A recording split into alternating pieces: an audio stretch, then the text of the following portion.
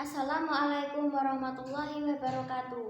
Perkenalkan, saya Dewi Arum Setiawati, kelas PGMI 2C dari Fakultas Ilmu Tarbiyah dan Keguruan Universitas Islam Negeri Wali Songo Semarang dengan NIM 20030966081. Kali ini saya akan menjelaskan materi tentang morfologi, afiksasi, dan kritisisasi. Jadi morfologi itu ilmu linguistik yang mempelajari tentang bentuk-bentuk kata dan perubahan bentuk kata, serta makna yang muncul akibat perubahan bentuk kata tersebut.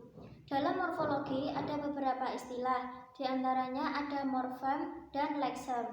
Jadi morfem itu suatu kata yang tidak bisa berdiri sendiri, sedangkan leksem adalah kata yang bisa berdiri sendiri. Contohnya dari kata mencuci. Jadi morfemnya itu kata men dan leksemnya adalah kata cuci. Jika morfemnya dihilangkan, maka leksemnya masih bisa dibaca. Tapi jika leksemnya dihilangkan, maka morfem atau kata men tidak bisa dibaca. Yang pertama, saya akan menjelaskan tentang afiksasi. Jadi afiksasi itu adalah kata yang berimbuhan. Afiksasi itu ada beberapa, seperti prefiks, infiks, sufiks, dan yang terakhir ada konfiks. Yang pertama saya akan menjelaskan tentang prefiks. Jadi prefiks itu adalah kata imbuhan yang terletak di awal kata. Seperti contohnya dimakan. Jadi dari kata dasar makan kemudian ditambah dengan imbuhan di, maka kata tersebut berubah menjadi dimakan. Contoh lain yaitu seperti menulis. Dari kata dasar tulis kemudian di awal kata ditambah dengan imbuhan me, jadi kata tersebut berubah menjadi menulis. Untuk yang kedua yaitu ada infiks. Jadi infiks itu kata imbuhan sisipan atau kata imbuhan yang terletak di tengah kata. Seperti contohnya yaitu gemetar. Dari kata getar kemudian di tengah ditambah dengan kata imbuhan me, jadi kata tersebut berubah menjadi gemetar. Contoh lain yaitu ada kinerja. Dari kata kerja kemudian di tengah ditambah dengan kata imbuhan in, maka kata tersebut berubah menjadi kinerja. Untuk yang ketiga ada sufiks. Jadi sufiks itu kata imbuhan yang berada di akhir. Seperti contohnya ada hadirin. Dari kata dasar hadir kemudian ditambah dengan kata imbuhan in, jadi kata tersebut berubah menjadi hadirin.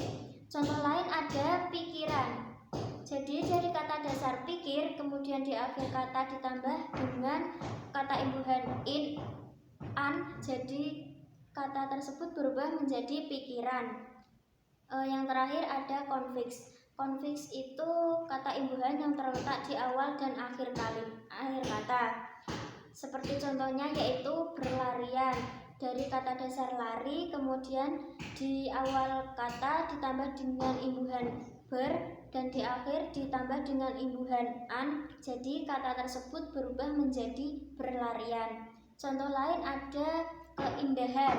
Dari kata dasar indah kemudian di awal ditambah dengan imbuhan ke dan di akhir ditambah dengan imbuhan an, jadi kata tersebut berubah menjadi keindahan. Dan ada contoh lagi yaitu seperti pendengaran. Dari kata dasar dengar kemudian di awal kata ditambah dengan imbuhan pen dan di akhir kata ditambah dengan imbuhan an, jadi kata tersebut berubah menjadi pendengaran. Selanjutnya saya akan menjelaskan tentang kritisisasi. Jadi kritisisasi itu merupakan morfem-morfem yang pendek, tidak terdapat aksen atau tekanan apa-apa.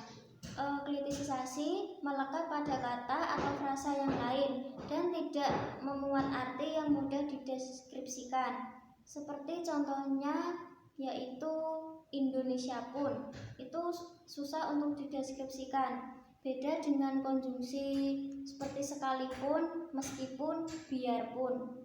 Contoh dari konjungsi yaitu ada malah sekalipun ia tidak mampir, itu contoh kalimatnya. Jadi itu mudah dideskripsikan, beda dengan kritisisasi yang tadi Indonesia pun.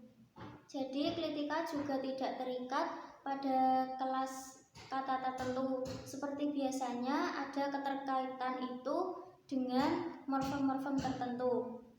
Jadi sudah cukup penjelasan dari saya. Mohon maaf jika ada kesalahan, dan jika ada yang ingin ditanyakan atau berpendapat, boleh menanyakan di kolom komentar. Terima kasih. Wassalamualaikum warahmatullahi wabarakatuh.